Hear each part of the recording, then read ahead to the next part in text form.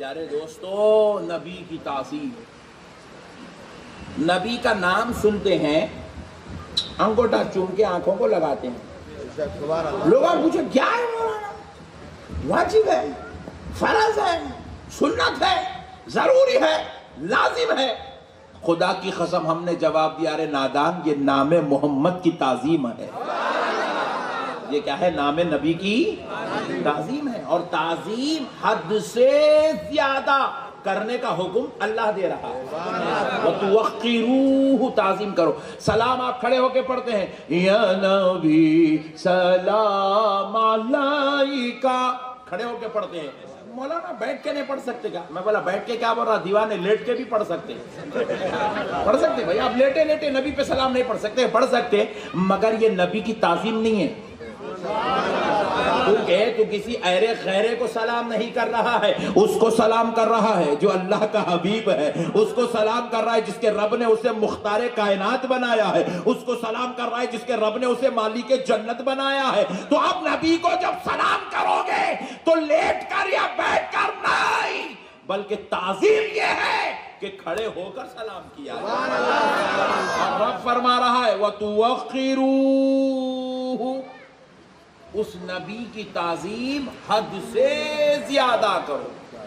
یہ تعظیم ہے نبی کی. پیارے بزرگوں اور دوستوں، اب لوگ پوچھتے ہیں کہ بھائی آپ لوگ جو ہے ایسے کام کرتے ہیں جس کو دیکھنے کے بعد بدعات نظر آتی ہے. میں نے کہا نادان، یہ تیری عقل میں یہ بدعات کا کیڑا گھس گیا ہے. تجھے قرآن سے واقفیت نہیں ہے، تجھے حدیث سے تعلق نہیں ہے، اس لیے تجھے یہ بدعات نظر آتے ہیں. یہ بدعات نہیں ہے، یہ پیارے مصطفیٰ کی تعظیم ہے. ہم جب مدینہ منورہ جاتے ہیں تو جالیہ مبارکہ کو پیٹ کر کے نہیں کھڑتے، چہرہ پہرا جالیہ مبارکہ کی طرف کرتے ہیں. اگرچہ کہ قبلے کو پیٹ ہوتی ہے تو ہو جائے، مگر چہرہ مصطفیٰ کو ہونا چاہیے. نبی کو پیٹ نہیں کرتے. پوچھا مولانا ایسا کیوں کرتے ہیں؟ تو ہم نے کہا سن، ایسا کرنے کا حکم ہمیں کسی مفتی صاحب یا مولانا صاحب نے نہیں دیا، بلکہ پیدا کرنے والے رب عالم پروردگار نے دیا.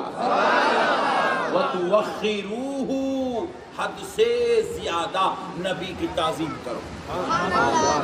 تعظیم کا حکم ہے میرے بھائی، اللہ کہہ رہا ہے تعظیم کرو نبی. اب آپ دیکھیے کیسی تعظیم کرنا. ایک مثال آپ کو دیتا ہوں، بات سمجھ میں آئے گی. بخاری شریف کی روایت ہے، عروہ بن مسعود یہود اور نصارہ کی طرف سے قاصد بن کر، ایک ایجنٹ بن کر دربار رسالت میں تشریف لائے. تو نبی مکرم صلی اللہ علیہ وسلم کو اور ان کے اصحاب اکرام کو دیکھا. ایک دن دیکھتے رہے، طبیعت جی چاہا کہ اور کچھ دیکھے تو دوسرا دن بھی دیکھتے رہے. طبیعت و جی نے چاہا کہ اور کچھ دیکھوں تو تیسرا دن بھی دیکھتے رہے. مسجد نبوی شریف کے کونے میں بیٹھ گئے. شہر مدینہ میں جدھر جدھر حضور جاتے گئے وہ حضور کے ساتھ گھومتے رہے، پھرتے رہے، دیکھتے رہے کہ آخر یہ پیارے نبی محمد اور ان کے صحابہ آخر کرتے کیا ہیں.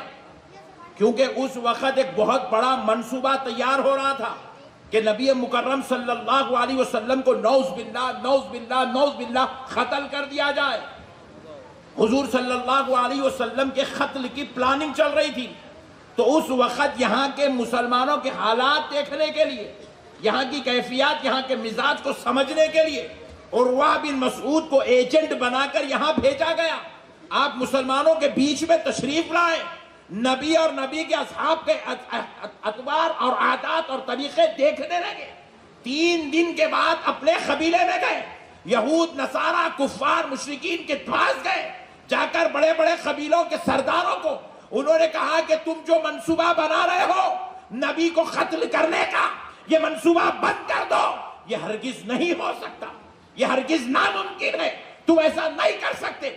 سارے عرب کے یہود و نصارہ کے سرداروں نے پوچھا، اے عروہ بن مسعود تم یہ کیوں کہہ رہے ہو کہ یہ ناممکن ہے، ایسا نہیں ہو سکتا؟ کہا اس لیے کہہ رہا ہوں، سنو، میں جب 3 دن نبی محترم محمد صلی اللہ علیہ وسلم کے پاس تھا، ان کے اصحاب کو میں نے اس حال میں دیکھا کہ پیارے محمد اگر وضو کرتے ہیں اور ان کے صحابہ ان کے ارد گرد جمع ہو جاتے ہیں، اور جب وہ وضو کرتے ہیں تو ان کے صحابہ وضو کے پانی کا ایک قطرہ زمین پر گرنے نہیں دیتے. سبحان اللہ. اپنے ہاتھوں میں لے لیتے ہیں, اپنے ہاتھوں میں لے لیتے ہیں. کوئی اپنے چہرے پر مل لیتا ہے, کوئی اس قطروں کو پانی کو پی لیتا ہے, کوئی اس چہرے کو دوسرا آدمی ان کے ہاتھ لگا کر وہ لے لیتا ہے, پھر وہ اپنے چہرے پر مل لیتا ہے, کوئی اپنے جسم پر پانی مل لیتا ہے.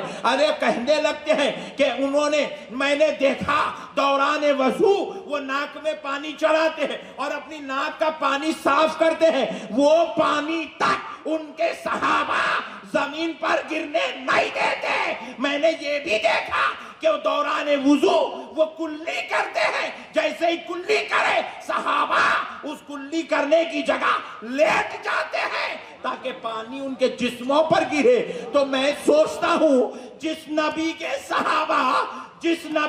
صحابہ وضو کا پانی نیچے گرنے نہیں دیتے, وہ صحابہ اپنے نبی کا خون کہاں سے نکلنے دیتے؟ سبحان اللہ. صحابہ اللہ اکبر. اللہ